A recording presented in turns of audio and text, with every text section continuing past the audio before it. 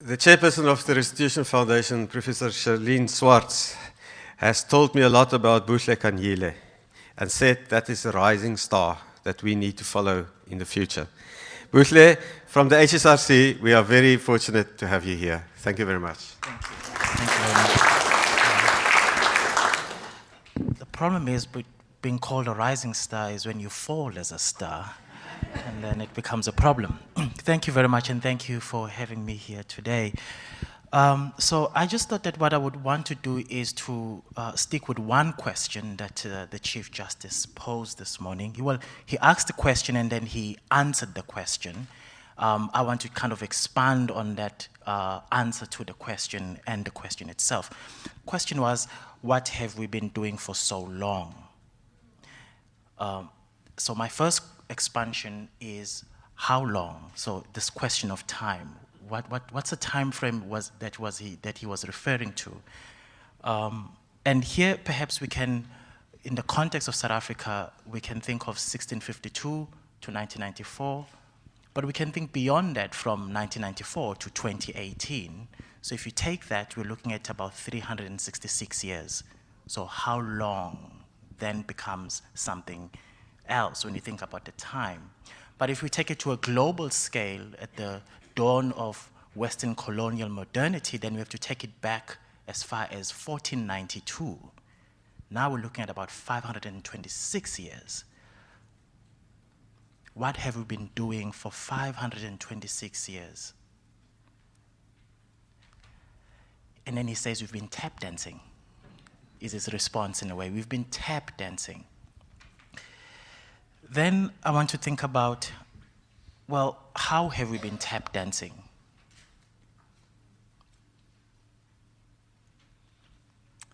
I think this tap dancing is a metaphor, of course.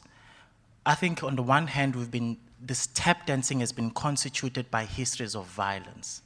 So for 526 years globally, we have been committing acts of violence amongst ourselves as human beings. We've been murdering and doing all sorts of things that has brought us to partly, when we talk about the accumulation of wealth, we all know that it's done through violence. So that's part of the tap dancing we've been doing. In this country, we've been tap dancing since 1652 through these violent acts. And we thought that 1994 was the ending of the tap dancing. And then we realized it was the continuation of the tap dancing in a different way. Right? So what does this mean? It means that I think today we are dealing and have to confront ourselves with these catastrophic wounds, as it were. Because it's one thing to inflict a wound once, but when you do it over so many centuries, it becomes catastrophic. And I think part of the problem that we are faced with really is, how do we deal with these catastrophic wounds? When the wound is so big that you kind of think, where do I even begin to address the problem? And I think that's the confrontation, or that's the challenge that our democracies face.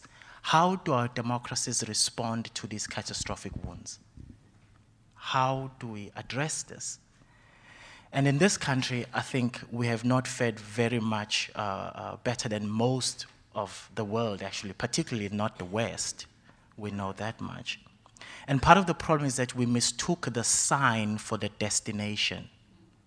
When 1994 happened, and there were, I'm not sure who still remembers the two pigeons, the symbol of peace, all those beautiful signs, the Archbishop Desmond Tutu giving us the metaphor of the rainbow nation of God, and so on and so forth.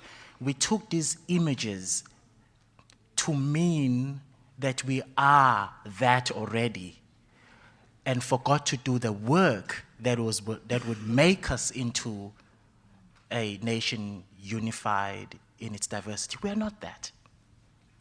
Far from it. And this is part of the problem. So when Prof. Madikizela speaks about where are the young people, this is the stuff we are inheriting.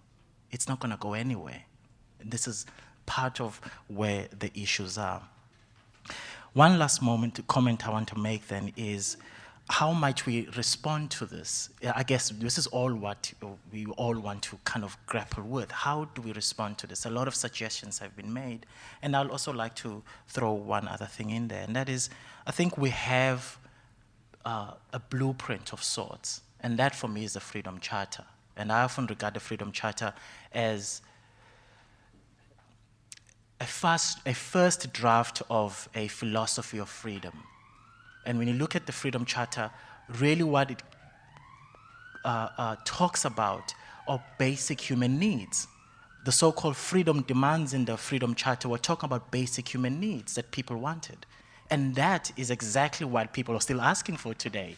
Some of those, for those of you who may not be aware, were questions of land, well, hello, education, right? Sanitation, a few years ago, people, even ongoing, people do not have decent sanitation. Labor/wages, water, and so on and so forth. So we are still, so what, for me, the Freedom Charter represents then is, if we're going to grapple with something that looks or begins to develop itself into freedom as a set of practices of how we live with each other, it has to start with human provisioning. We cannot imagine freedom while we have all this destitution around us.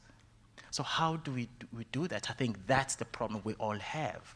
And I don't have the solution. But the last thing then is that I don't think we're going to get anywhere beyond all this mess, to the extent that, or rather insofar as we continue to allow the values that the Chief Justice was talking about that we need to return to, the sense of commitment, insofar as we continue to allow ourselves or those values in a way to be captured and derailed by capitalism, by consumerism, where my sense of worth as a human being is measured by my bank account, right?